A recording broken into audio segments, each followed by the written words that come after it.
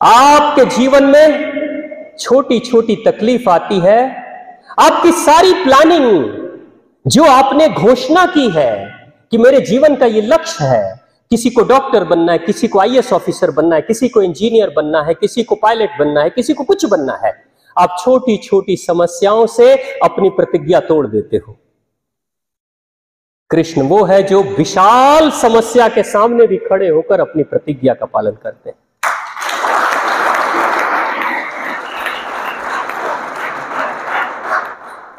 मौत के सामने कोई नाच सकता है? सोचो जरा, कॉकरोच घर में निकल जाता है तो दूसरे टाइप का डांस शुरू हो जाता है। यहां मौत के सर पे नाचना, आपकी जुबान है, आपकी जिह्वा है, आपके स्वाद के चक्कर में, आपके जीभ के स्वाद के चक्कर में आप इतने पड़े रहते हो कि पेट चिल्लाता है, रोता है, दिल बीमार हो जाता है, लीवर खराब हो जाता है, किडनी खराब होने लगती है। आप कहते हो 3 इंच की जुबान खुश हो ले, बस डस्टबिन पेट है ना, समझे पेट, जो करना है कर लेंगे। और जैसे ही भगवान कृष्ण रथ से उतरे थे, वो रथ आग की लपटों में घिरकर जल गया था, धू धू करके भस्म हो गया। ये समझ रहे हो क्या है? आप में से कोई इतना किस्मत वाला है जो कृष्ण जैसा दुख झेला होगा? नहीं। फिर भी आप रोते हो, दुखी होते हो, हंसते नहीं हो। क्या इतना कष्ट झेलने वाले व्यक्ति के चेहरे पे कभी मुस्कुराहट आ सकती है? नहीं आनी चाहिए ना। लेकिन वो बांसुरी बजाता है, वो गाता है, वो नाचता है।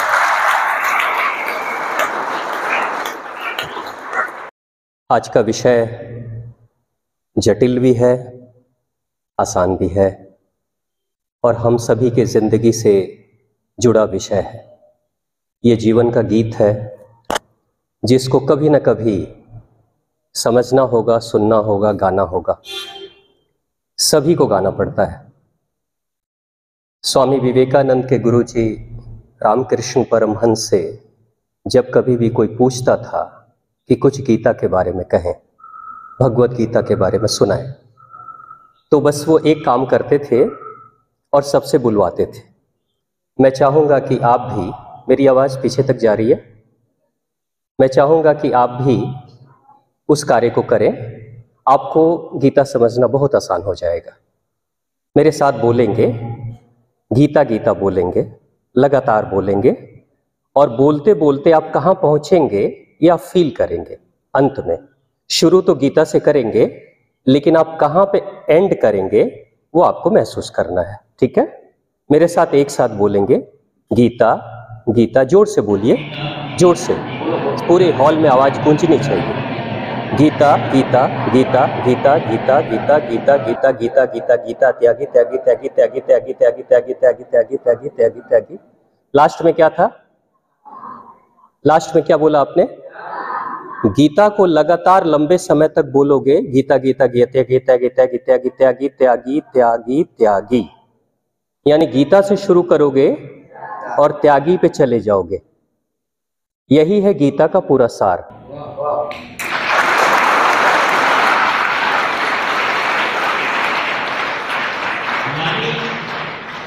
यानी गीता का गीत, जिंदगी का गीत जब आप गुनगुनाओगे तो आप त्यागी बन जाओगे। त्यागी बनने का अर्थ यह नहीं कि घर द्वार, नौकरी चाकरी, व्यवसाय, रोजगार सब छोड़ दो। त्यागी का मतलब क्या त्यागना, क्या छोड़ना। जो छोड़ने योग्य है उसे छोड़ दो। अब छोड़ने योग्य क्या हमारे साथ कुछ है? हमारे जीवन में कुछ है?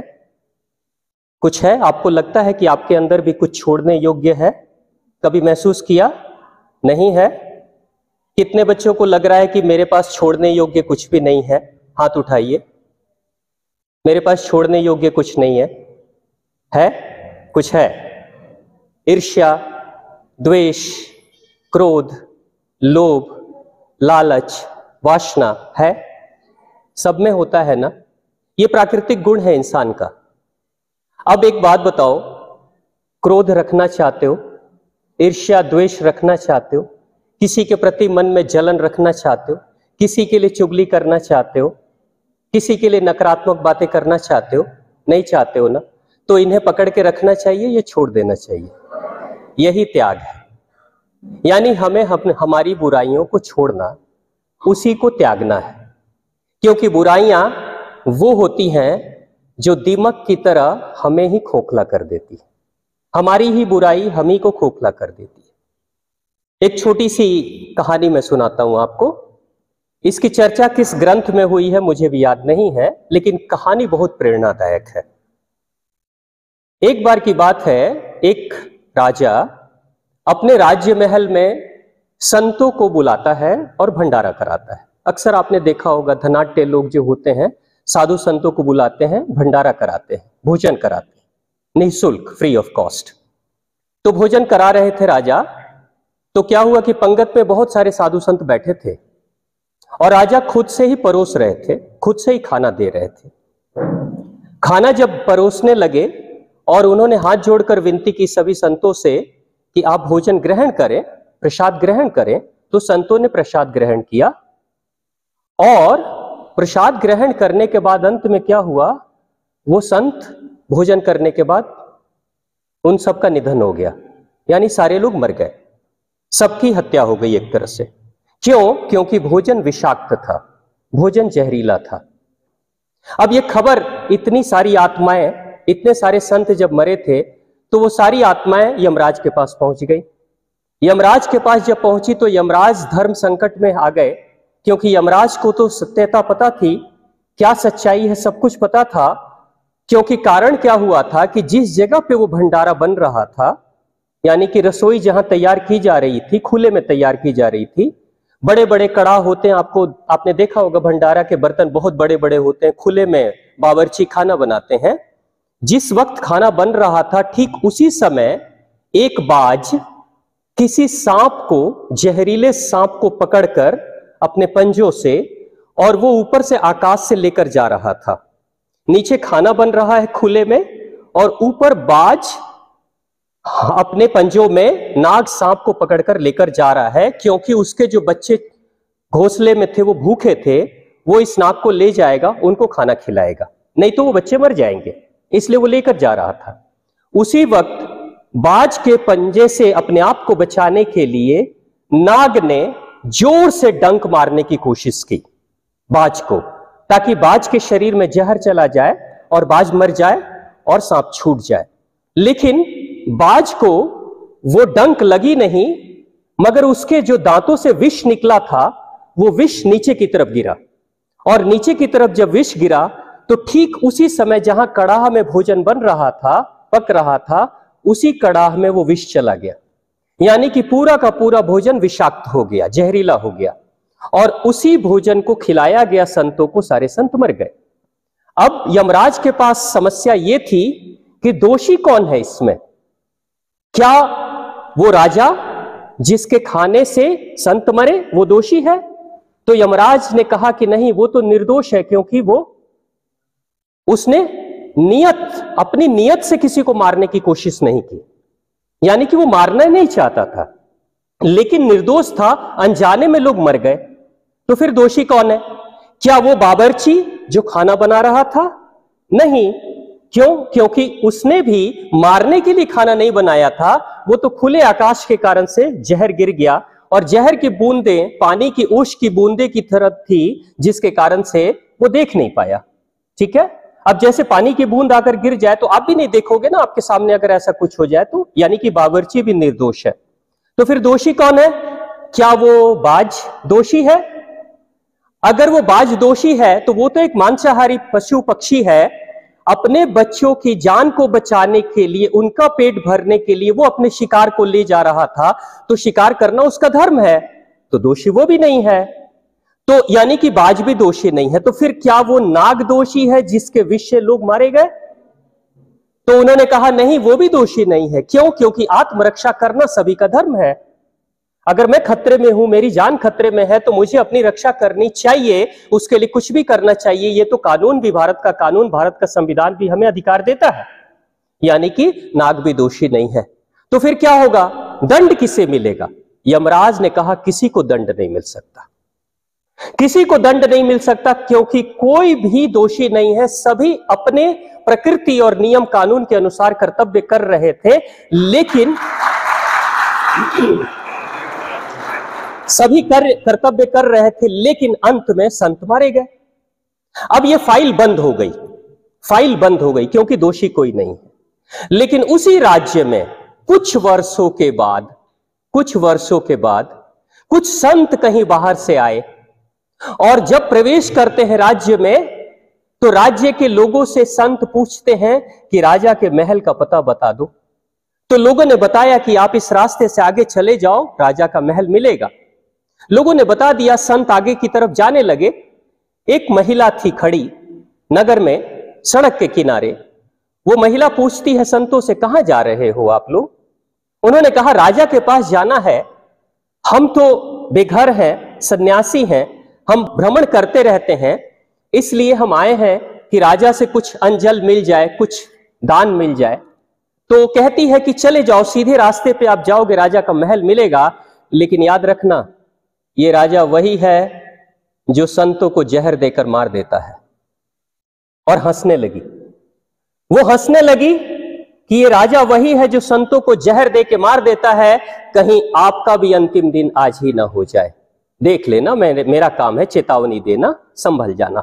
ठीक जैसे ही उस स्त्री ने ऐसा कहा, ये आवाज जाती है यमराज के महल तक, आवाज गूंज जाती है, उसके हंसने की आवाज गूंजती है। तुरंत से महल के अंदर यमराज अपने कर्मचारियों को आदेश देते हैं, फाइल ओपन करो। और ये जो महिला जो हंस रही थी, इसको ही उस ब्रह्म हत्या की सजा सुनाओ। लोगों ने, दरबारियों ने पूछा कि इसको सजा क्यों दे रहे हैं? संत के मारने में इसका कोई योगदान नहीं है। यमराज ने कहा, संत को मारने में कोई योगदान नहीं है, लेकिन जब संत मरे थे तो वो बाज भी दुखी हुआ था, वो नाग भी दुखी हुआ था क्योंकि संत मरे थे, वो राजा भी दुखी हुआ था, वो बाबरची भी दुखी हुआ था। लेकिन एकमात्र यही एक स्त्री है जो हंस रही है किसी के मरने पे। इसका मतलब कि जो दूसरे की बुराई पे आनंद लेता है, यानी वो बुराई का ही इंतजार और समर्थन करता है।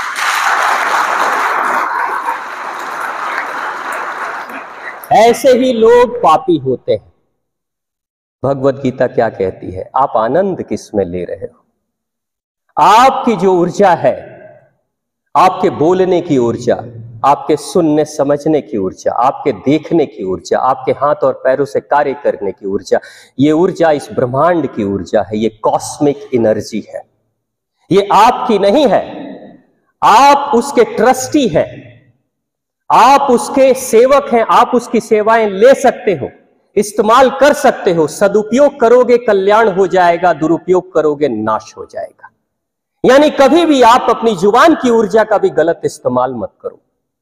हमारे फिजिक्स के प्रोफेसर साहब बड़ी अच्छे एग्जाम्पल दिए कि आत्मा और एनर्जी लगभग दोनों एक जैसी ही है। न तो कोई आत्मा को मार सकता है, जला सकता है, काट सकता है, वैसे ही न एनर्जी को कोई मार सकता है, काट सकता है, न जला सकता है। यानी आपकी आत्मा अगर दूषित हो रही है, आप अपने स्तर पे दूषित कर रहे हो, तो दूषित सिर्फ आप अपनी आत्मा को नहीं कर रहे हो, कॉस्मिक एनर्जी को, जो भगवान की ही ऊर्जा है, उसको पॉल्यूट करने की कोशिश कर रहे हो। यानी निगेटिविटी फैलाने की कोशिश, वो स्त्री निगेटिविटी इस यूनिवर्स में फैलाने की कोशिश की थी। नतीजा क्या हुआ? इतनी बड़ी सजा मिल गई। आप जरा सोचो, जो रामकृष्ण परमहंस कहते हैं त्यागो, गीता मतलब त्यागी, क्या त्यागो? चुगली करने में कितना आनंद आता है। किसी के बेटे के साथ कुछ बुरा हो जाए, किसी की बेटी के साथ बुरा हो जाए, किसी का बेटा फेल कर जाए, किसी की नौकरी चली जाए, कोई इलेक्शन में हार जाए, कोई परीक्षा में फेल हो जाए, आपके रिलेटिव्स बहुत मिलेंगे जो बड़ा आनंद लेते हैं, होता है ना? और वो बड़े खुश हो जाते हैं, दूसरे के ऊपर हंसकर बहुत खुश हो जाते हैं। उनको पता नहीं कि वो इस ब्रह्मांड को, इस कॉस्मिक एनर्जी को, ब्रह्मांडीय ऊर्जा को संदेश दे रहे हैं कि मुझे बड़ा आनंद आता है जब कोई बच्चा फेल हो जाता है, तो जब किसी की बेटी की शादी कट जाती है मुझे बड़ा आनंद आता है, जब किसी का बिजनेस ठप हो जाता है मुझे बड़ा आनंद आता है। भगवान कहते हैं तथास्तु, जिसमें तुम आनंद लोगे वही तुम्हें मिलेगा। यानी आपके जीवन में ध्यान किस पे देना है? आप सारी दुनिया देख लोगे, सोशल मीडिया देख लोगे, न्यूज़पेपर पढ़ लोगे, टीवी चैनल्स देख लोगे, पूरी दुनिया की खबर आपके पास चली आएगी, लेकिन आपको आपकी खबर कभी मिली है? क्या कभी आपने अपने आप को देखा है? खुद से देखा है?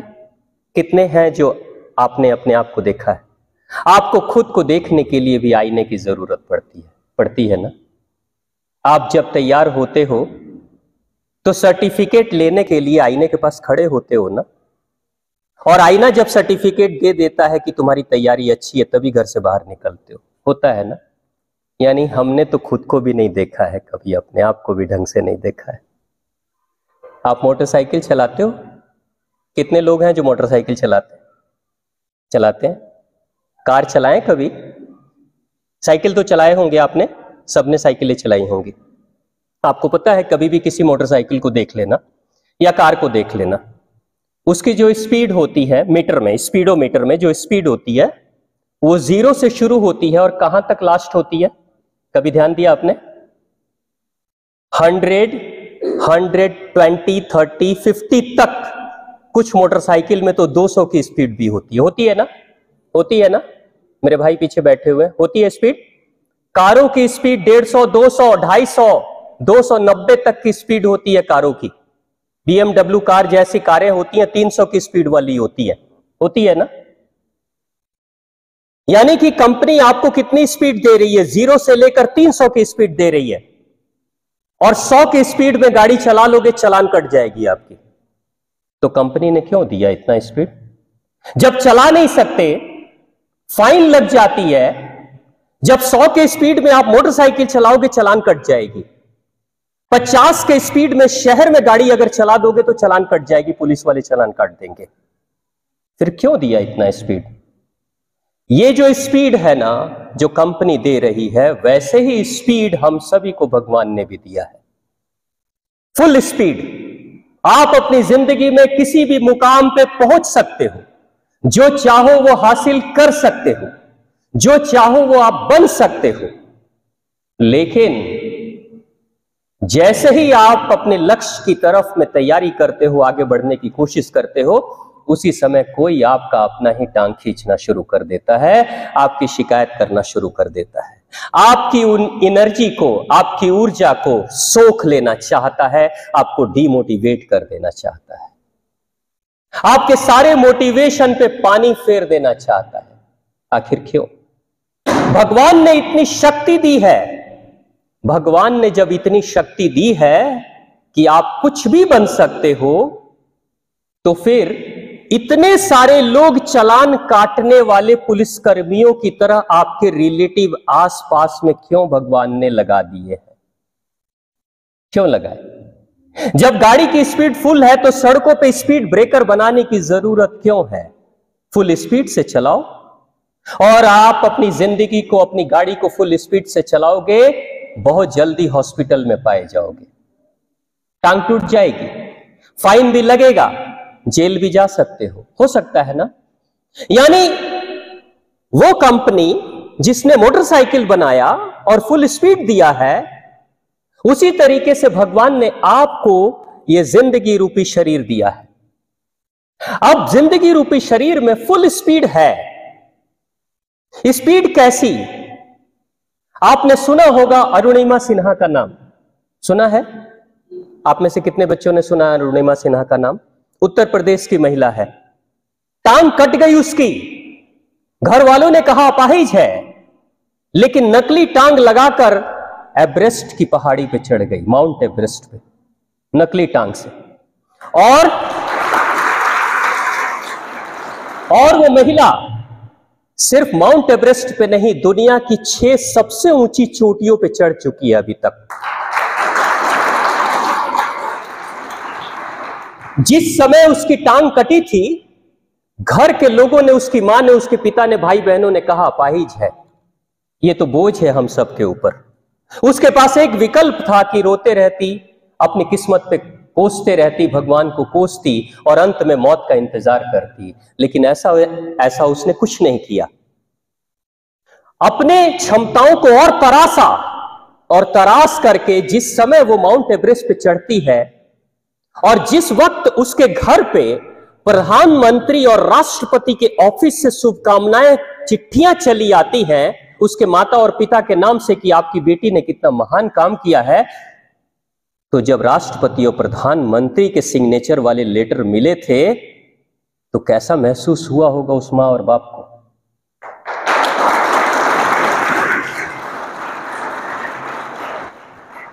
भगवान किसी के अंदर क्षमताओं की कमी नहीं रखते। असीम क्षमताएं हैं, लेकिन जब असीम क्षमताएं हैं, भगवान ने सब कुछ दे दिया, शरीर मिल गया, मन मिल गया, आत्मा मिल गई, तो यहां पे गीता जी का काम क्या है? भगवत गीता को क्यों पढ़े, भगवत गीता को क्यों सुने, क्यों समझे? आपके और फुल स्पीड के बीच में कुछ नियम चलते हैं, कुछ कानून होता है, जैसे ट्रैफिक का कानून, जैसे सोसाइटी का कानून, जैसे आपकी उम्र का भी एक कानून है कि 18 साल से कम उम्र में लाइसेंस नहीं बनेगी आपकी। यह भी एक कानून है भारत का। आप नगर में किस नियम से चलोगे, यह भी एक कानून है, एक नियम है। आप खुली सड़कों पे, हाईवे पे कैसे चलोगे, यह भी एक कानून है, एक नियम है। ये जो नियम है, सेट ऑफ रूल्स है, यही धर्म है। यानी प्रत्येक व्यक्ति के अनेक धर्म है। यथार्थ में देखोगे तो प्रत्येक व्यक्ति के अनेक धर्म हैं। जैसे परिवार की आप अगर बेटी हो तो आपका धर्म है, कुछ नियम है आपको आपके घर में कैसे रहना है ताकि आपके माता पिता का सर न झुके। अगर आप उस धर्म का पालन कर रहे हो तो आप भी भगवत गीता का पालन कर रहे हो। आप यहां पे एक छात्र हो। आप जब यहां एक छात्र हो तो छात्र का भी एक धर्म होता है कि गुरुजनों के साथ आपका व्यवहार कैसा होना चाहिए, कितनी विनम्रता होनी चाहिए, कितनी जागृति होनी चाहिए कि अगर कोई गुरुजन आपको कुछ कह रहे हैं, अपना समय दे रहे हैं, तो कितने एकाग्रचित्त होकर आपको सुनना है, मंथन करना है और अपना कल्याण करना है। यानी आप यहां छात्र धर्म निभा रहे हो। आप एनएसएस कैंप में हो, 7 दिवसीय कैंप में, तो यहां आपको क्या सिखाया जा रहा है? समाज की सेवा, आत्म कल्याण, मोटिवेशन, एक सोशल सिटीजन बनने की तरीके, एक मोरल सिटीजन बनने के तरीके, एक बेहतर नागरिक। ये क्या है? ये समाज के प्रति आपका क्या धर्म होना चाहिए, ये सिखाया जा रहा है आपको। क्यों? इसलिए क्योंकि जिस समाज को कल आप जा रहे हो सेवा करने, उस समाज ने क्या आपकी सेवा की है? क्या आपको समाज से सेवा मिली है? नहीं मिली है? नहीं मिली है? मिली है। बिना समाज के सेवा के 1 इंच भी नहीं चल सकते हम लोग। क्या ये हॉल हम में से किसी ने बनाया है? हम में से किसी ने बनाया है? हम बैठे हैं ना, इसकी सुविधाएं ले रहे हैं ना। नहीं तो बाहर धूप कितनी तेज है, क्या शांति से बैठ सकते थे? क्या इस कॉलेज को हमने बनाया है? कितने हजारों मजदूरों ने काम किया होगा इसके ऊपर। क्या जो सांसें आपकी चल रही है, ऑक्सीजन पैदा करने के लिए आपने कुछ किया है? कुछ किया है? क्विंटल के क्विंटल ऑक्सीजन प्रत्येक व्यक्ति ले लेता है एक दिन में। क्या हम कुछ करते हैं ऑक्सीजन के लिए? जिस पानी को पीने के बाद गला तृप्त हो जाता है, क्या उस जल को हमने बनाया है? क्या सूरज की किरणें हमने पैदा की है? क्या रात में चांद की चांदनी हमने बनाया है? नहीं। सब कुछ तो इसी समाज से मिल रहा है ना। यह समाज, जिस समय हम छोटे बच्चे थे, हम अपनी मां के गर्भ में थे, उस वक्त अगर किसी वैद्य चिकित्सक ने, किसी डॉक्टर ने मेरी मां को दवाई दी थी हमारी रक्षा के लिए, तो क्या उस डॉक्टर को मैंने पढ़ाया था? नहीं, वो समाज का डॉक्टर था। उस डॉक्टर के पास कभी गए, जाकर बोले धन्यवाद आपने मेरी जान बचाई? नहीं, नहीं गए ना। यानी वो डॉक्टर अपना कर्म किया चला गया, हम जानते भी नहीं, हम पहचानते भी नहीं, वो अपना धर्म निभाकर चला गया। अब फर्ज हमारा है कि हम भी अपना धर्म निभाएं। एनएसएस का मतलब कर्ज जो चढ़ा है इस समाज का, उस कर्ज को वापस करने की कोशिश।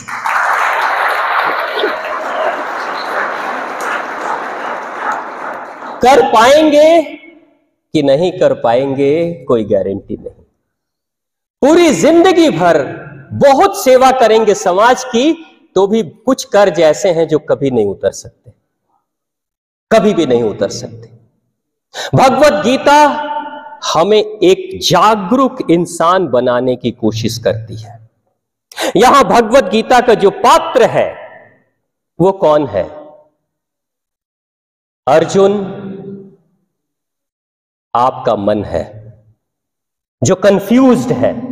आपके लाइफ में कंफ्यूजन आता है, कई बार आप डिसीजन नहीं ले पाते, कई बार आप दुविधा में परेशान हो जाते हो। छोटी छोटी बातें, मैट्रिक करने के बाद बच्चे कितने परेशान रहते हैं कि सब्जेक्ट क्या लें। होती है परेशानी, कंफ्यूजन। इंटरमीडिएट कर लिया, आगे क्या करें कुछ पता नहीं। ग्रेजुएशन कर लिया, अब आगे क्या करें कुछ पता नहीं। यानी अर्जुन कौन है? Confused mind. जब जीवन में बहुत कंफ्यूजन हो, दुविधा हो, कोई हल ना निकले, कहीं से रास्ता ना खुले, आपको लगे मेरे लिए सारे दरवाजे खिड़की बंद है, तो समझ लेना अर्जुन की स्थिति पे पहुंच चुके हो आप। यानी हम सभी अगर जीवन में कभी ना कभी कंफ्यूज रहे हैं या होते हैं या आने वाले समय में होंगे, तो हम ही अर्जुन हैं। अब कृष्ण कौन है? कृष्ण ही आत्मा है, हमारी आत्मा कृष्ण है। अर्जुन जिस रथ पे सवार है उसमें घोड़े कितने लगे हैं? कितने? 5। उसमें घोड़े लगे हैं 5। ये 5 कौन है? यही इंद्रियां हैं। ये 5 घोड़े हैं। आपकी इंद्रियां देखो, ये 5 घोड़े कैसे भागते हैं इधर उधर। आपकी इंद्रियां भागती हैं बेलगाम। कभी कोई अच्छी मूवी दिख जाए, पता चल जाए, तो क्लास बंक कर देते हो, छोड़ो क्लास, फिल्म देख लेते हैं। आप पढ़ाई कर रहे हो, ध्यान लगाकर पढ़ाई कर रहे हो, माता जी घर में कचौड़ी पकौड़ी बनाने लगी, खुशबू टकराती है, नाक से मन भटक जाता है, मन चला जाता है किचन में। जाता है, गया है। यानी नाक रूपी इंद्रिय सुगंध के पीछे दौड़ने वाला घोड़ा बनकर किचन में पहुंच जाता है। आपको तो रहना है किताबों पे ना, लेकिन चला गया ना। आप बहुत फोकस्ड होकर पढ़ाई कर रहे हो, कंसंट्रेट कर रहे हो, तब तक किसी ने खबर की कि तुम्हारी मित्र मीरा, सो एंड सो, कोई भी मान लो, कोई भी नाम, उसने तुम्हारी शिकायत की है, तुम्हारी चुगली कर रही थी। पढ़ाई पे फोकस कर पाओगे? तुरंत से मन करेगा कि क्या जवाब दूं, कैसे जवाब दूं, अभी मिले तो इसी वक्त जवाब दे दूं। भूल जाओगे कि कल इम्तिहान है। यानी आपके अंदर का ज्वालामुखी ऐसे फूट पड़ेगा कि मन करेगा अभी तुरंत ब्लास्ट कर दे। होता है कि नहीं? यानी कान का घोड़ा दौड़ पड़ा, और कान का घोड़ा दौड़ पड़ा विचारों में, और पढ़ाई आपकी पीछे रह गई। आपको डॉक्टर ने कहा है कि बेटा ज्यादा तेल मसाले वाली चीजें मत खाना। सड़क पे चल रहे हो, पानी पूरी दिखाई देते, गोलगप्पे दिखाई देते, तो मन भटकेगा तो नहीं ना? नहीं भटकेगा। जबकि डॉक्टर की बात है कि आपको तेल मसाले वाली चीजें, बाहर की सड़क वाली चीजें नहीं खानी है।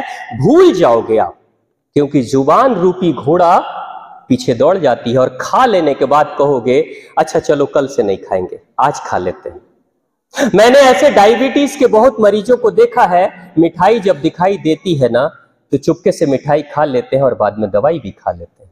डायबिटीज कंट्रोल होता है कि नहीं? यानी कि ये 5 जो घोड़े हैं वो हम सभी के साथ हैं, इंद्रियों के रूप में जो दौड़ते हैं, भागते हैं। वो रथ जो है जिसमें घोड़े बनते हैं, वो रथ कौन है? वही शरीर है। ये आपकी जो बॉडी है वही रथ है। इसलिए महाभारत के युद्ध के बाद अंत में रोज लड़ाई चल रही थी, कई दिनों तक लड़ाई चली। पहले श्री कृष्ण उतरते थे रथ से लड़ाई खत्म होने के बाद, फिर अर्जुन उतरता था और जाते थे। अंतिम दिन की जब लड़ाई हुई तो अंतिम दिन की लड़ाई के बाद श्री कृष्ण ने कहा, हे अर्जुन तू उतर जा नीचे रथ से। बोला अर्जुन तू उतर जा नीचे। अर्जुन कहता है, हे वसुदेव पहले तो आप उतरते हो ना, क्योंकि आप मेरे से बड़े हो। वो छात्र की तरह मानता है अपने गुरु को, अपने कृष्ण को। वो कहता है पहले आप उतरते हो। नहीं नहीं, पहले तू उतर जा। और जैसे ही अर्जुन उतरा था और जैसे ही भगवान कृष्ण रथ से उतरे थे, वो रथ आग की लपटों में घिरकर जल गया था, धू धू करके भस्म हो गया। ये समझ रहे हो क्या है? जिस समय शरीर रूपी रथ से आत्मा निकल जाती है, ये शरीर जल जाता है।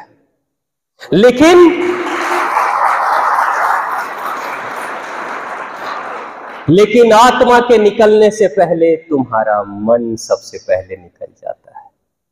मन ही अर्जुन है। आप देख लेना किसी व्यक्ति को जो मरणासन पे है, जो मरने वाला है कुछ दिनों में, अक्सर वो व्यक्ति हाथ जोड़कर भगवान से कहता है, भगवान उठा ले, अब ले चलो, अब तकलीफ झेली नहीं जा रही है, अब बर्दाश्त नहीं कर पा रहा, अब बस मुझे मार डालो, मेरे प्राण निकाल दो।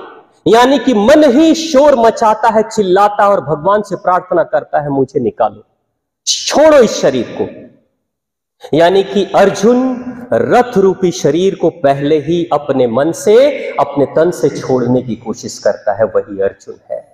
लेकिन आत्मा अंतिम समय तक रहती है, और जिस दिन आत्मा निकल जाती है, अगर रात के 1 बजे आत्मा निकल गई तो तुरंत से सबसे पहले उस शरीर को घर से बाहर निकाल दिया जाता है और दूसरे ही दिन अग्नि में भस्म कर दिया जाता है। यानी अगर हम हैं तो आत्मा के कारण से ही है, आत्मा का ही अस्तित्व है। लेकिन जो इंद्रियां हैं, ये इंद्रियां हमारे लिए सेफ गार्ड्स हैं। कभी आपने अपने इंद्रियों पे ध्यान दिया? आपको कितने हथियार मिले हैं? आपको मालूम है भारत के संविधान में हथियार रखना मनाही है, आप गन नहीं रख सकते।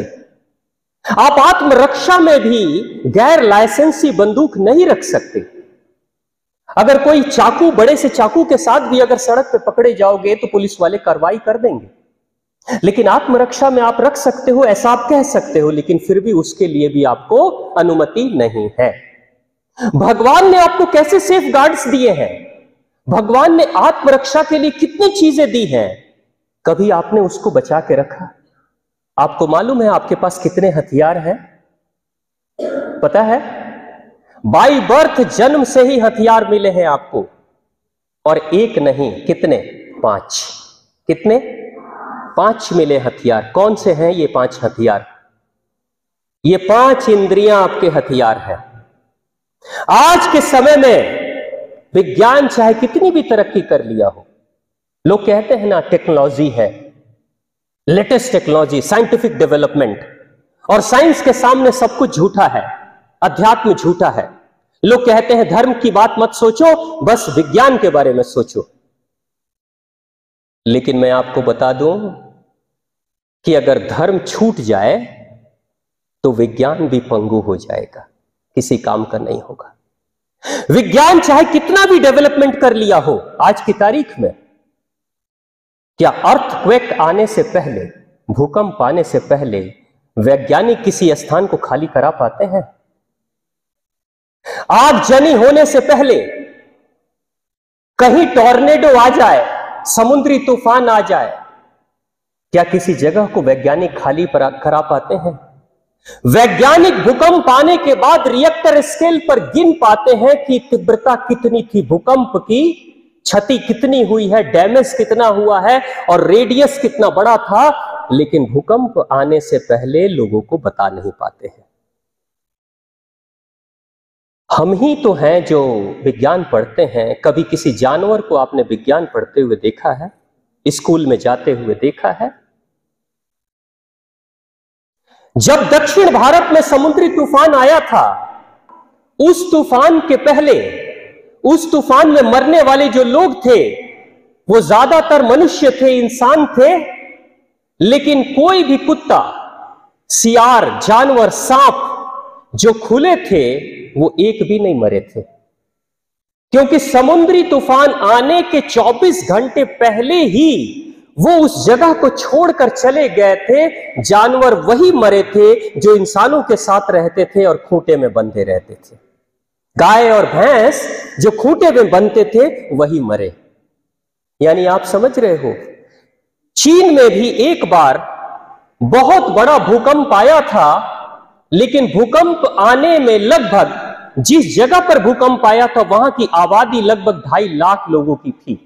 2.5 लाख लोग रहते थे, मगर उस भूकंप में एक भी व्यक्ति नहीं मरा, जानवर भी नहीं मरे और व्यक्ति भी नहीं मरा। तो लोगों ने सर्च किया कि आखिर कैसे लोगों की जान बच गई।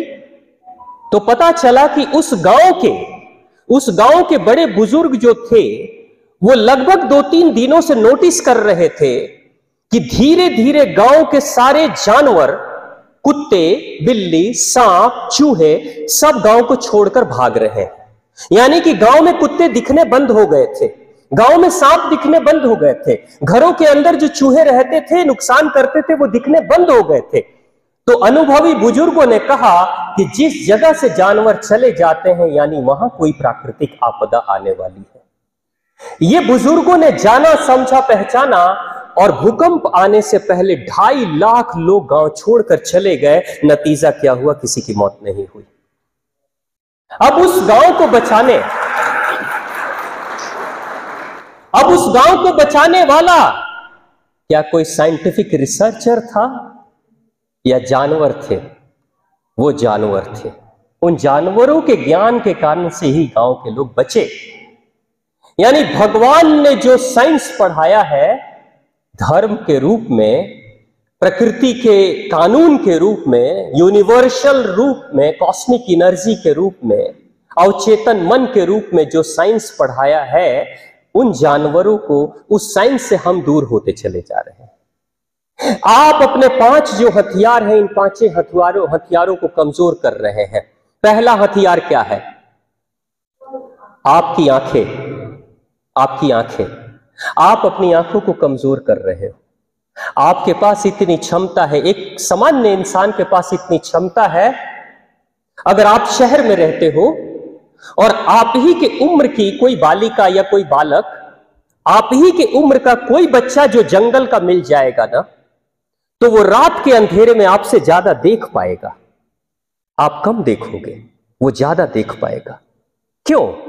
क्योंकि उसने अपनी आंखों के रेटिना पे बहुत सारी लाइट नहीं डाली है, जिसके कारण से कुछ आंशिक अंधापन नहीं हुआ है। आप जो मोबाइल देख रहे हो, आप जो लगातार टीवी देखते हो, आपकी आंखों में जो तेज तेज रोशनी आती है, ये आंख रूपी इंद्रियों को कमजोर कर रही है। समुद्र में जो नाविक हुआ करते थे आज से कुछ वर्ष पहले, या समुद्री लुटेरे, आपको मालूम है समुद्री लुटेरे एक खास तरह के टेक्निक का इस्तेमाल करते थे समुद्र में, क्योंकि समुद्र में वो जब रहते थे तो दो आंखें तो सबके पास है, वो सिर्फ एक आंख का इस्तेमाल करते थे। आपने कभी पुरानी फिल्मों को देखोगे, समुद्री लुटेरों की फिल्मों को या समुद्री नाविकों की फिल्मों को देखोगे तो आपको दिखाई देगा उनकी एक आंख पे काला पट्टा लगा होता था, एक आंख पे। कभी देखा आपने कभी देखा? कितने लोगों ने देखा? हाथ उठाओ। देखा, एक आंख पे काला पट्टा लगा है और एक आंख खुली हुई है। पता है क्यों? क्योंकि जिस आंख पे पट्टा लगा है उसका इस्तेमाल वो दिन में नहीं करते थे, दिन के उजाले में। एक आंख से दिन के उजाले में देख लेते थे, और जब अंधेरा हो जाता था, रात्रि का समय चला आता था, तो पट्टा उतार देते थे और उस आंख से रात के अंधेरे में देखते थे। यानी स्वतः उसके आंख के देखने की क्षमता बढ़ जाती है। अगर उस आंख को लगातार बंद करके अंधेरे में देखने की कोशिश करते रहोगे तो धीरे धीरे अंधेरी रात में भी उस आंख से ज्यादा दिखेगा। जानवर हमसे ज्यादा रात के अंधेरे में देख पाते। उस टेक्निक का इस्तेमाल वो लोग किए, लेकिन आप जरा सोचो, इतना फोकस, इतनी लाइटें जो डाल रहे हो, आपको पता है आने वाले समय की सबसे बड़ी महामारी क्या होने वाली है? कोरोना के बाद इस दुनिया में सबसे बड़ी महामारी जो आने वाली है वो क्या हो सकती है? आंखों के ऊपर चढ़ने वाला चश्मा। छोटे छोटे बच्चों की आंखों पे चश्मा चढ़ेगा और चढ़ रहा है। 10 साल, 15 साल, 7 साल, 8 साल के बच्चे, आंखों की रेटिना खराब हो रही है, लेंस लग रहा है आंखों के अंदर। यह सबसे बड़ी महामारी होने वाली है। यानी आप अपनी आंखों को आराम भी दिया करो। आंखों को शीतलता देने के लिए क्या कर रहे हो? अगर बहुत आंखों का मिसयूज करोगे, कभी कभी आप लोगों ने भी देखा होगा, छोटे छोटे बच्चे हैं, वो इतने पास से मोबाइल देखते रहते हैं और गेम खेलते रहते हैं, स्क्रॉल करते रहते हैं। आप भी करते हो ऐसा? आप लोग करते हो? 25 सेंटीमीटर से ज्यादा नजदीक अगर आपका मोबाइल है तो आपकी आंखें कमजोर हो जाएंगी। आप अपनी आंखों के वेपन को खराब कर रहे हो, कमजोर कर रहे हो। अब कान को कैसे खराब करते हो आप लोग? ईयरफोन लगाकर तेज तेज म्यूजिक सुनते हो, तेज आवाज से गाने सुनते हो आप लोग। जितना ही ज्यादा वाइब्रेशन होगा आपके कान के पर्दे पे, उतना ही ऊंचा सुनाई देगा कान को, ऊंचा। यानी कि कान के सुनने की क्षमता धीरे धीरे कमजोर हो जाती है। लेकिन आपको पता है कि अगर कोई व्यक्ति शांति में रहता है तो वो उन बातों को भी सुन पाता है जो बहुत धीरे धीरे कही गई हो। लेकिन जो लोग बहुत तेज ध्वनि को सुनते हैं, वो जोर की बातें भी सुनाई नहीं देती है उनको। आप अगर बाजार में घूम रहे होगे, मेले में घूम रहे होगे, तो कभी आप अपनी बात बोल के देखना, आपको अपनी बात भी सुनाई नहीं देगी। होता है ऐसा? आपको अपनी आवाज भी सुनाई नहीं देगी। यानी कि बहुत म्यूजिक अगर आप सुन रहे हो तो अच्छा तो लग रहा है, लेकिन इस इंद्रिय रूपी, कान रूपी इंद्रिय के वेपन को, हथियार को कमजोर कर रहे हो। आप लोग जब तैयार होते हो तो बहुत सारा स्प्रे, परफ्यूम वगैरह इस्तेमाल करते हो? करते हो? कितने लोग करते हैं? हाथ उठाइए। करते भी होंगे तो शर्मा के नहीं उठाएंगे। कोई बात नहीं, कोई बात नहीं। आपको मालूम है क्या होता है? जानवर, अगर कोई विषैला भोजन किसी जानवर को दे दोगे, बिल्ली हो या कुत्ता हो, वो नहीं खाएंगे। क्यों? जहरीले भोजन को कुत्ते बिल्ली नहीं खाते। नहीं खाते ना? क्यों? सिर्फ नाक के कारण से उनकी सुरक्षा होती है। वो सूंघ लेते हैं, खाने से पहले जानवर सूंघते हैं और सूंघ कर जान जाते हैं कि इसमें विषाक्त भोजन है, ये मेरे लिए जहरीला है। क्योंकि ब्रेन के अंदर पिट्यूटरी ग्लैंड है, वो बता देता है, वो आज्ञा देता है, ये खाने योग्य नहीं है, खाना मत। जानवर नहीं खाते। लेकिन मनुष्य को बहुत आसानी से जहरीला भोजन खिलाया जाता है और वो खा लेता है और मर जाता है। होता है कि नहीं? क्यों? क्यों? आपके पास नाक नहीं है सूंघने के लिए। आपने अपने नाक को सूंघने की क्षमता उसकी खत्म कर दी है। आपके पास भी किसी बच्चे को देख लेना, आप छोटा बच्चा, किसी छोटे बच्चे को कोई नई चीज दो खाने के लिए, तो बच्चे अक्सर मुंह के पास लाकर सूंघते हैं, अक्सर। इसलिए भगवान ने तो इतनी अच्छी चीज बनाई ना कि मुंह के पास ही नाक बना दी है। अब कल्पना करो, अगर आपकी नाक पीछे होती तो फिर क्या होता? कोई खाना आता पहली बार तो सबसे पहले मुंह के पास ले जाने से पहले नाक से सूंघाते, पीछे ले जाकर, और तब आंख को दिखाते और तब मुंह में डालते। लेकिन भगवान ने क्या सिस्टम बनाया है कि एक ही साथ में नाक भी है, आंख भी है और मुख भी है। सूंघ के भी हम नहीं जान पाते हैं कि ये जहरीला भोजन है। जितना ही ज्यादा ये परफ्यूम और हार्ड स्मेल वाली, सुगंध वाली चीजें आप बार बार लोगे ना, स्मेल करोगे, कपड़े पे लगाओगे, उतना ही ज्यादा इसके सूंघने की क्षमता खत्म होती चली जाएगी। ये परफ्यूम यही कर रहा है। जंगल के लोग कोई परफ्यूम नहीं लगाते, लेकिन जंगल के लोग भोजन को देखकर बता देते हैं कि, सूंघ के बता देते हैं कि इसमें क्या है। यानी आप देख रहे हो, आपकी जुबान है, आपकी जिह्वा है, आपके स्वाद के चक्कर में, आपके जीभ के स्वाद के चक्कर में आप इतने पड़े रहते हो कि पेट चिल्लाता है, रोता है, दिल बीमार हो जाता है, लीवर खराब हो जाता है, किडनी खराब होने लगती है, आप कहते हो 3 इंच की जुबान खुश हो ले, बस डस्टबिन पेट है ना, समझे पेट, जो करना है कर लेंगे। यानी भगवत गीता क्या कहती है कि अर्जुन कोई और नहीं, हम ही हैं अर्जुन। अर्जुन का मतलब क्या होता है? जो अर्जित करता है वही अर्जुन है, जो कमाता है वही अर्जुन है, अर्जित करने वाला। ये 5 भाई जो हैं, पांडव 5 भाई, उनमें पांचों भाइयों को बहुत करीब से देखोगे तो पांचों पांडव आपके अंदर दिखाई देंगे। पहला भाई कौन है? अर्जुन, अर्जित करने वाला। दूसरा भाई कौन है? नकुल, सहदेव। नकुल यानी नियम का पालन करने वाला है जो नकुल है। जो नियम में सहयोगी है वो सहदेव है। जो नियम में सहयोगी है वही सहदेव है। जो अपने शरीर को मजबूत बनाकर और जो हेल्थ कॉन्शियस है वही भीम है। और जिसके पास, जिस व्यक्ति के पास ये 4 गुण आ जाएंगे, जो भगवान का भक्त है अर्जुन, जो नियम का पालन करने वाला नकुल, जो नियम का सहयोगी बनने वाला एनएसएस के कैडेट्स सहदेव, जो शरीर को मजबूत बनाने वाला भीम, जिसके पास ये 4 गुण आ जाएंगे वो तो जीवन के संग्राम में युधिष्ठिर बन ही जाएगा, चाहे जिंदगी का युद्ध कितना बड़ा, जिंदगी का युद्ध कितना भी बड़ा हो, अगर ये 4 गुण आ जाएंगे ना, आंधी तूफान में भी युधिष्ठिर की तरह खड़े रहोगे। और उसी इन्हीं 5 पांडवों की मदद करने के लिए साक्षात भगवान कृष्ण आ जाते हैं। 100 के साथ नहीं जाते, वो 100 कौरवों के साथ नहीं जाते, जिसके पास सारा साम्राज्य है उसके पास नहीं जाते, 5 पांडवों के पास जाते हैं। और भगवान भी तुम्हारा सेवक बनेगा। भगवान भगवान बनकर नहीं आएंगे।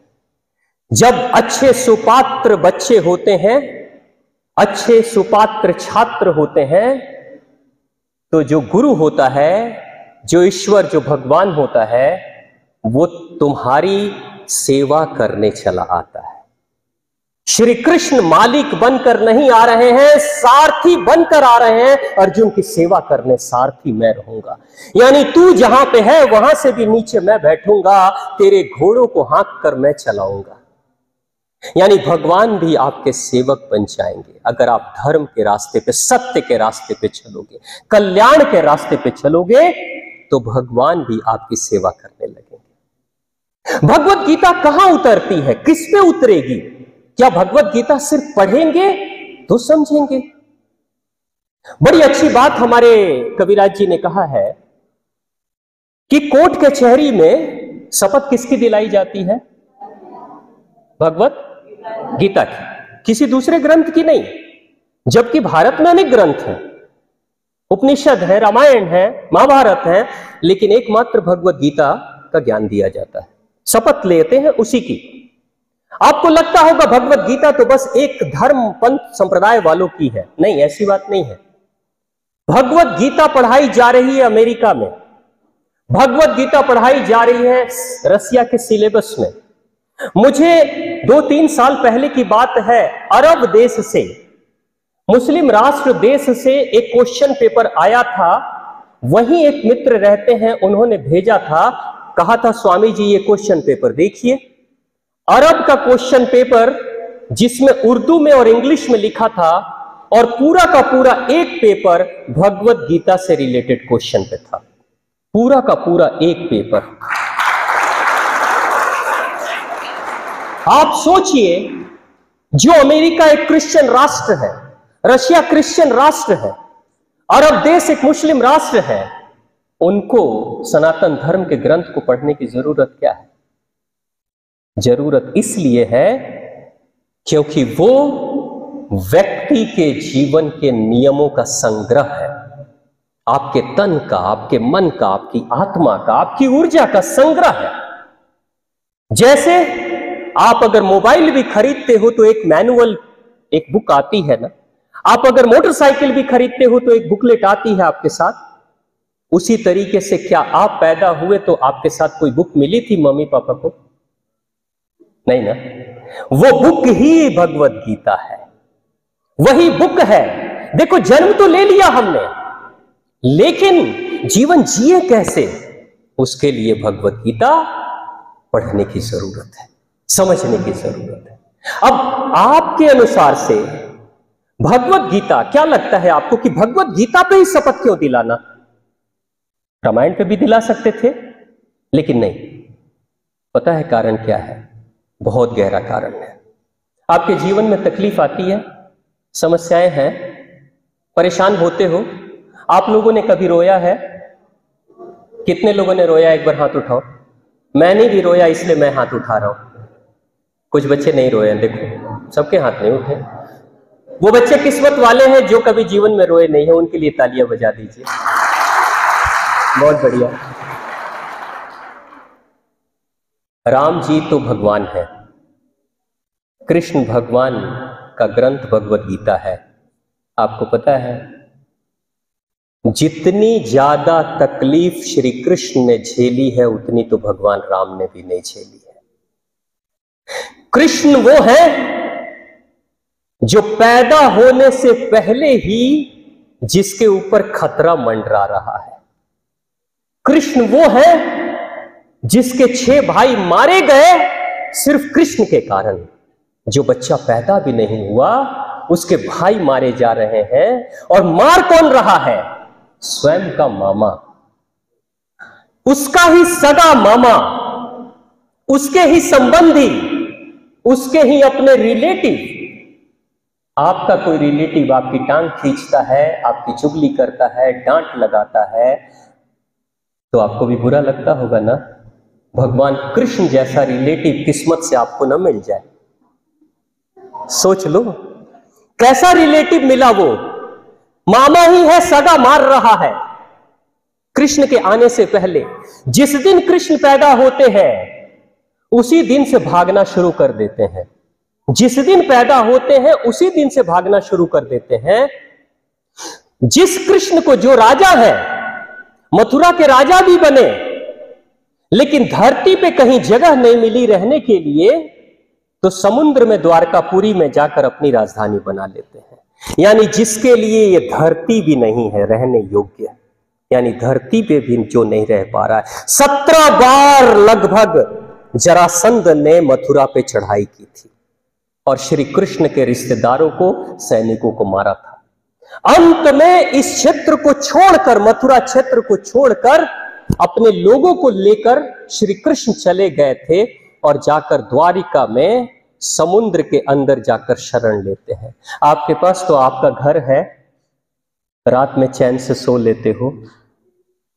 कोई रिलेटिव कंस जैसा तो नहीं है, आप किसी समुद्र में तो नहीं रहते हो। कितने किस्मत वाले हो। कृष्ण वो है जिसको रणछोड़ बोला गया। कृष्ण वो है जो बच्चों की गेंद लाने के लिए जब जल स्रोत में उतरता है तो कालिया नाग स्वागत करता है, और कालिया नाग के फन पे जो नृत्य कर सकता है, नाच सकता है। मौत के सामने कोई नाच सकता है? सोचो जरा। कॉकरोच घर में निकल जाता है तो दूसरे टाइप का डांस शुरू हो जाता है। यहां मौत के सर पे नाचना, छिपकली निकल जाए। एक बार कथा हो रही थी, कथा का समय निश्चित था, 1 बजे निकलना है। हमारे जो म्यूजिकल टीम के थे, बड़े अच्छे सिंगर, तो वो साथ में थे। लगभग 11 बज गया और वो तैयार नहीं हुए।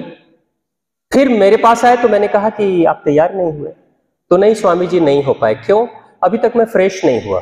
मैंने क्यों, क्या दिक्कत हो रही है? मतलब कुछ ज्यादा गड़बड़ खा लिया था क्या रात में? तो नहीं, बाथरूम में गया था ना, छिपकली थी। तो डर लगा कहीं गिर ना जाए। तो बेचारे छिपकली के कारण से उनका प्रोग्राम ही कैंसिल हो गया था। पेट का प्रोग्राम, मतलब प्रेशर ही कैंसिल हो गया था। आप सोचिए, छिपकली के कारण से सारा रूटीन खत्म हो जा रहा है। कॉकरोच के कारण से, आप लोग तो साहसी बहने हो तो आप लोग के साथ ऐसा नहीं होता होगा, लेकिन कॉकरोच के कारण से क्या क्या हो जाता है सबको पता है। और श्री कृष्ण वो हैं जो कालिया नाग पे नृत्य कर रहे हैं।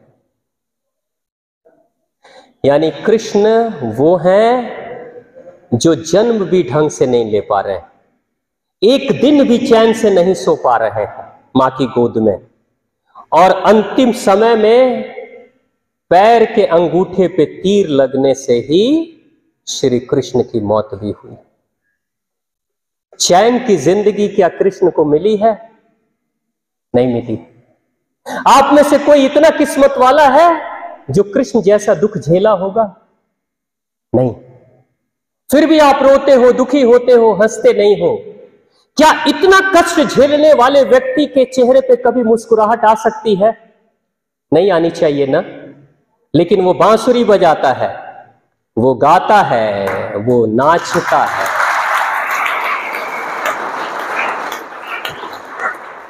जब आमने सामने दो धरती की सबसे विशाल सेनाएं खड़ी हैं, एक दूसरे के तरफ मुखातिब होकर खड़ी हैं, एक दूसरे की जान लेने की प्यासी दो सेनाएं, उस बीच में कोई ज्ञान की बातें कर सकता है?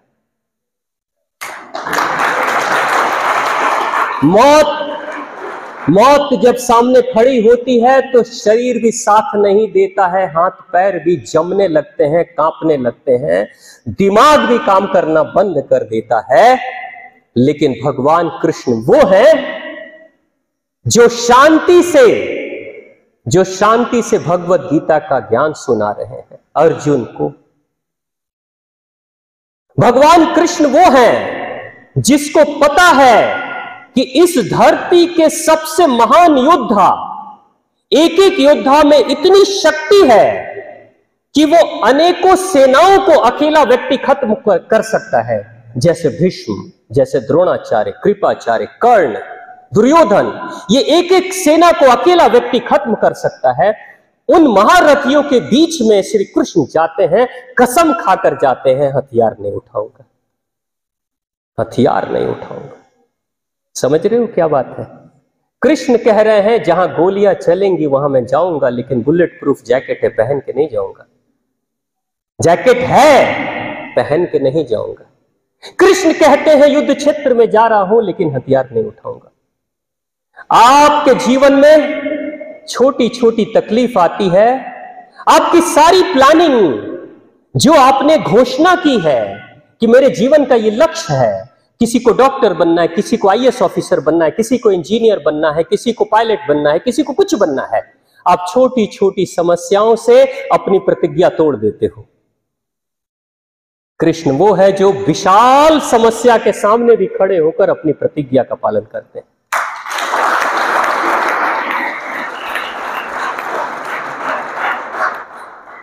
यहां जो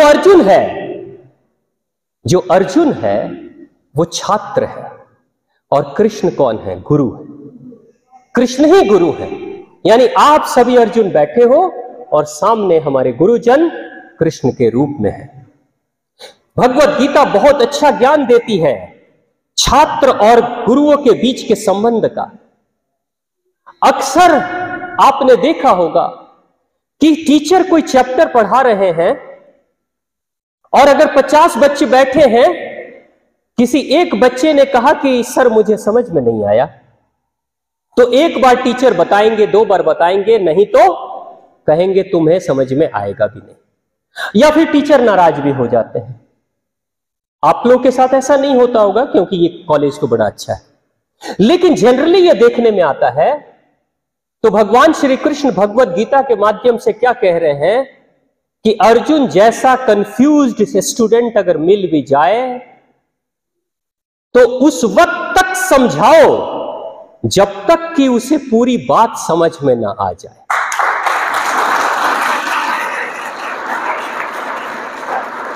अगर जरूरत पड़े 18 अध्याय कह डालो भगवत गीता के, रोक दो युद्ध को, लेकिन एक छात्र भी अगर समझ गया आपके कॉन्सेप्ट को ठीक से, तो वो ऐसा अर्जुन बनेगा जो धरती पे धर्म की स्थापना कर देगा।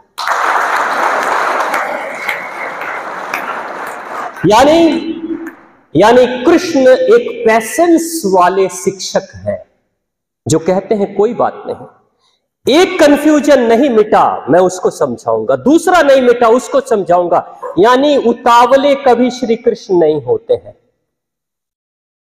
तो गुरुजनों को सीखना चाहिए, श्री कृष्ण के रूप में अपने आप को बनाना चाहिए कि जब तक मेरा छात्र नहीं समझ पा रहा है तो कमी उसकी नहीं, कमी मेरी है। मुझे उसे कन्विंस करना है, किन किन एंगलों से कन्विंस करना है ये मैं डिसाइड करूंगा। लेकिन अर्जुन रूपी छात्र को क्या चाहिए? कुछ छात्र आपको ऐसे मिलते हैं कि हर बात में शिक्षक की हर बात को ना करते हैं, नहीं समझ में आ रहा है। जानबूझकर अगर आप कोशिश करोगे, समझते हुए भी अगर आप कहोगे कि मैं नहीं समझ पा रहा हूं, तो आप अर्जुन जैसे छात्र नहीं हो। आप सारे कंफ्यूजन की बातें करो, जो डाउट्स है सब कुछ क्लियर करने की कोशिश करो, लेकिन नियत में आपकी ये होनी चाहिए कि मुझे जो कर्तव्य मिला है, जो ड्यूटी मिली है, वो उसे मैं पूरा करूंगा। कहीं ऐसा ना हो जाए आपके तर्क और कुतर्क आपके ही कर्तव्य और ड्यूटी को दूर करने के बहाने बन जाए। ऐसा नहीं होना चाहिए। ऐसा नहीं होना चाहिए कि काम नहीं करने के बहाने आप ढूंढ रहे हो। कई छात्र ऐसे होते हैं, और जो छात्र ऐसे होते हैं कि अपने माता पिता को, अपने भाई बहनों को, अपने गुरुजनों को ही गलत साबित करते हैं कि मेरी मां ने सहयोग नहीं किया, मेरे पिता ने सहयोग नहीं किया, मेरे शिक्षक ने सहयोग नहीं किया, अच्छे स्कूल में मैंने पढ़ाई नहीं की तो पैसा नहीं मिला, तो सहयोग नहीं मिला। ऐसे लोग जीवन के अंत में अपनी जिंदगी को भी कोसते हैं, अपने जन्म को भी कोसते हैं, और खाली हाथ रहते हैं, खाली हाथ रह जाते हैं। यानी भगवत गीता कहती है खोल के रखो, रिसीव करने की क्वालिटी अपने अंदर रखो। आप गीता पढ़ना चाहते हो या गीता जीना चाहते हो? जीना चाहते हो? कितने लोग हैं जो गीता जीना चाहते हैं? आज से जी सकते हो गीता को? सब लोग हाथ नहीं उठाए, सबके हाथ नहीं उठे। आज से जी सकते हो गीता को। गीता कहां है? गीता के मुख्य अध्याय, पहली बात विषाद योग।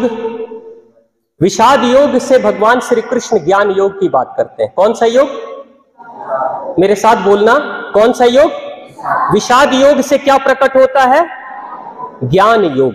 भगवान श्री कृष्ण ज्ञान देते हैं। अब ज्ञान योग की पूरी बात वो समझा देते हैं, तो ज्ञान योग से बात समझ में नहीं आती अर्जुन को। वो कहता है कि प्रभु मुझे बात समझ में नहीं आई। तो भगवान श्री कृष्ण एंगल बदलते हैं कि चलो मैं तुम्हें इस तरीके से समझाता हूं। तब उन्होंने दूसरा योग समझाया। क्या था वो? कर्म योग। क्या समझाया? कर्म योग। कर्म योग भी पूरा समझा देते हैं, लेकिन फिर भी उसे बात समझ में नहीं आती। वो कहता है नहीं प्रभु मुझे समझ में नहीं आया, हे वसुदेव मुझे समझ में नहीं आया। भगवान कृष्ण उतावले नहीं होते हैं, नाराज नहीं होते हैं, कहते हैं अच्छा चलो चलो, दो योग से नहीं समझ में आया, तीसरा योग मैं समझाता हूं। वो तीसरा योग कौन सा था? भक्ति योग। कौन सा? भक्ति योग। भक्ति योग भी समझा देते हैं, और भक्ति योग से कुछ बातें उसको समझ में आई थी, और अंत में जाकर वो सारी बात समझ में आ जाती है। तब तक 18 अध्याय निकल जाते हैं, और तब जाके वो बात पूरी तरीके से समझता है। उसके बाद से वो जीवन के संग्राम में उतरता है, और इस धरती के सबसे महान योद्धा के रूप में स्थापित होता है, और धर्म की स्थापना करता है। वो चार योग, वो जो कंफ्यूजन से शुरुआत हुई थी यात्रा, और योद्धा और महान योद्धा के रूप में जो यात्रा समाप्ति पे पहुंची थी, उसके बीच के जो 3 योग हैं वो कहां पे हैं? ज्ञान योग का मतलब क्या होता है? ज्ञान योग आपके अंदर कहां है? आपको ज्ञान की प्राप्ति होती है, पढ़ाई करते हो तो क्या विकसित होता है? बहुत पढ़ते हो तो क्या विकसित होता है आपका? बोलिए जोर से। ज्ञान विकसित होता है। आपके शरीर में कुछ विकसित होता है कहीं पे। बहुत पढ़ाई कर लोगे तो आपके हाथ बदल जाएंगे, पैर बदल जाएंगे। पीएचडी वाले लोगों का पेट बदल जाता है क्या? क्या बदलता है? क्या बदलता है? ये खोपड़ी, बुद्धि। ज्ञान यहां है, बुद्धि बदल जाती है, सोचने के तरीके बदल जाते हैं। एक जो ज्ञानी होता है, वो ज्ञानी क्या देखता है? जो आम इंसान नहीं देख पाता उसको भी ज्ञानी देख लेता है। जो आम इंसान नहीं सुन पाता उसको भी ज्ञानी सुन लेता है। ज्ञानी का मतलब होता है सी बिटवीन द लाइन्स। जब आप किताबें पढ़ते हो, 2 लाइन पढ़ते हो, तो 2 लाइन के बीच में क्या जो नहीं लिखा है वो भी एक ज्ञानी पढ़ लेता है। ज्ञानी सिर्फ जुबान की बातें नहीं सुनता, आपकी आंखों को भी पढ़ लेता है, आपके चेहरे को भी पढ़ लेता है, आपके हाव भाव से भी पढ़ के बता देता है। ये शिक्षक, ये गुरुजन आपको देख के बता देते होंगे कि किस दिन आप पढ़ने के मूड में हो और किस दिन फांकी मारने के मूड में हो, ये सब पता चल जाता है। यही है ज्ञान, यानी बुद्धि का विकास करना। जो आप बुद्धि का विकास कर रहे हो, आप शिक्षा ग्रहण कर रहे हो, आप एनएसएस कैंप में हो, आप समाज के बारे में शिक्षित हो रहे हो, लोगों के बारे में जान रहे हो, आप भगवत गीता सुन रहे हो, आप बेहतर इंसान बनने की कोशिश कर रहे हो, ये ज्ञान मार्ग है। यानी बुद्धि का विकास आप कर रहे हो, तो भगवत गीता का पहला अध्याय आप पूरा कर रहे हो। जिंदगी भर अब कब तक ज्ञान पाओगे? अंतिम सांस तक ज्ञान लेने की जरूरत है, अंतिम सांस तक। यानी कि जिंदगी में कभी भी कोशिश मत करना शिक्षक बनने की, हमेशा छात्र बने रहना। आपके अंदर से अनेक बार शिक्षक उत्पन्न होते रहेंगे। यही है ज्ञान योग। अब दूसरा योग कर्म योग। आप ज्ञान की प्राप्ति कर लोगे तो कर्म किससे करोगे? हाथ से, पैर से, जुबान से, आंख से कर्म करोगे ना। यानी शरीर ही है जो कर्म योगी है। आपके शरीर से, आपके हाथ में छड़ी मिल जाए, कुत्तों को, बकरियों को, बच्चों को मारना शुरू कर दो, आप कर्मयोगी हो? नहीं। यानी आपके शरीर का दुरुपयोग जब भी आप करते हो तो कर्मयोगी नहीं हो, आप कर्मयोगी नहीं। यानी आपके शरीर का बेहतर इस्तेमाल जब आप करते हो स्वयं के कल्याण या किसी दूसरे के कल्याण के लिए, तो आप ही कर्मयोगी हो। यानी शरीर का बेहतर इस्तेमाल करना, कभी भी अपनी शक्तियों का दुरुपयोग मत करना। तुमसे कमजोर कोई मिल जाए उसका शोषण मत करना।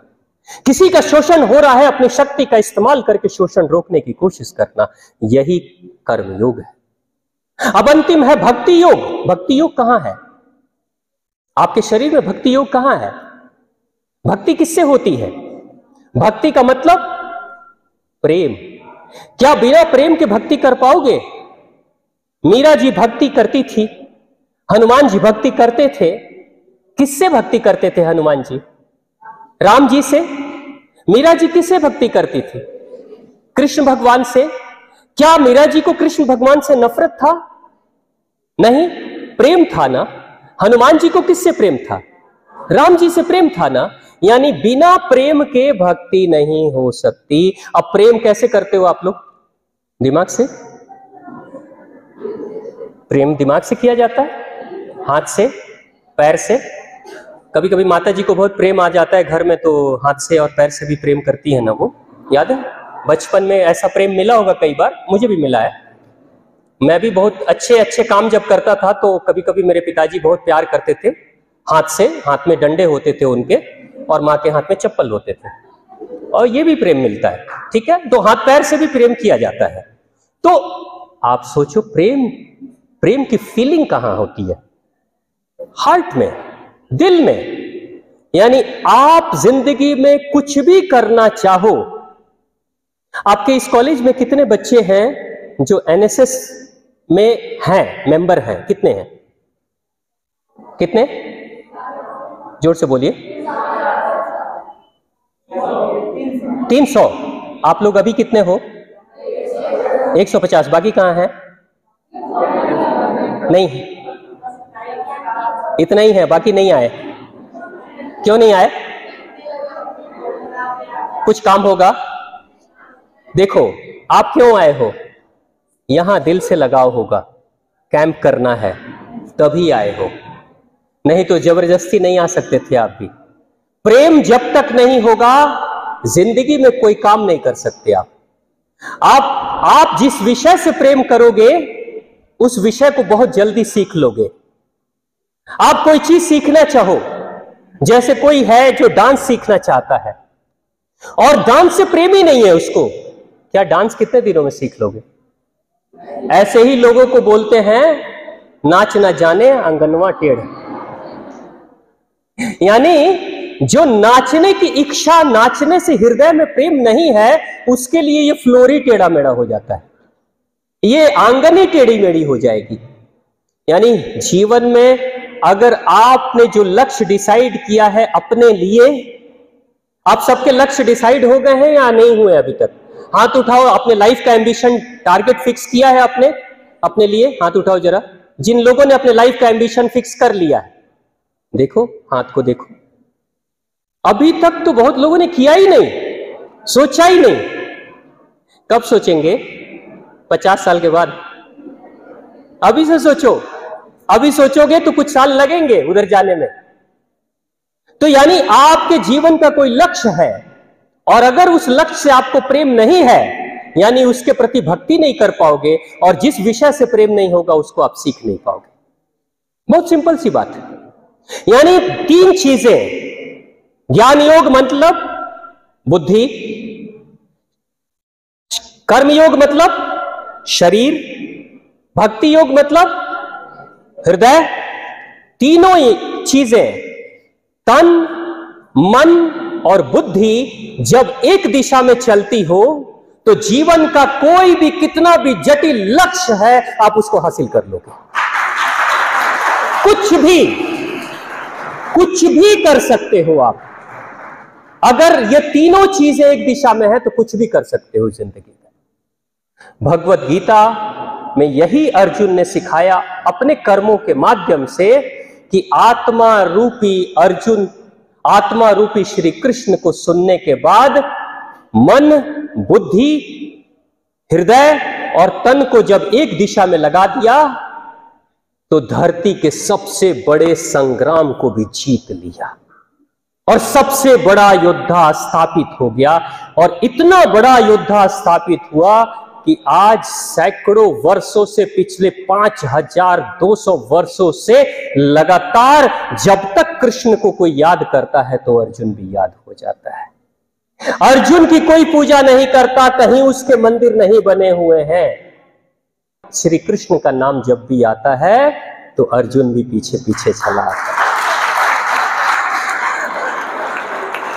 अर्जुन ने गीता को पढ़ा नहीं, अर्जुन ने गीता को कानों से सुना था, हृदय में उतारा था, बुद्धि पे आकलन किया था और तन के रोम रोम से गीता को जीने की कोशिश की थी। नतीजा ये हुआ, साधारण सा राजकुमार महान योद्धा बन गया और इतिहास में नाम दर्ज हो गया, स्वर्णिम अक्षरों से लिखा। आप भी गीता को सिर्फ पढ़े नहीं, जरूर पढ़ें, समझें।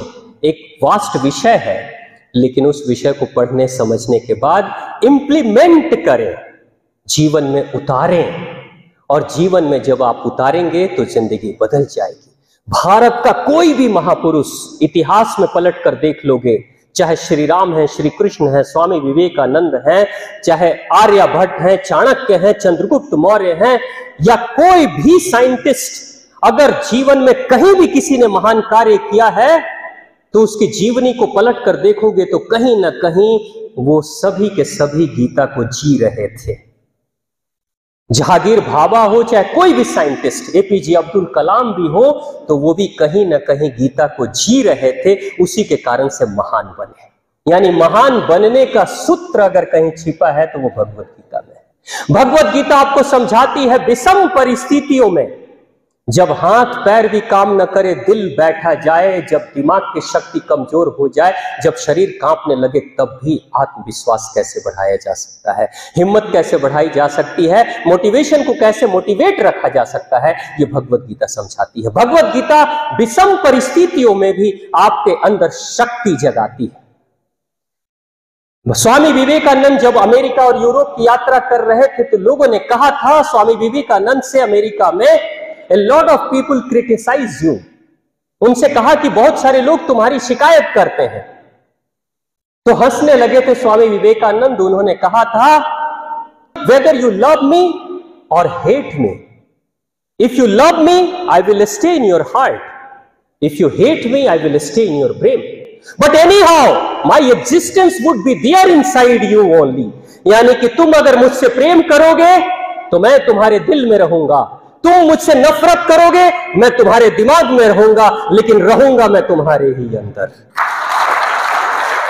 कुछ भी हो जाए, जिस मकसद को पूरा करने के लिए मैं आया हूं वो मकसद पूरा करके ही भारत लौटूंगा।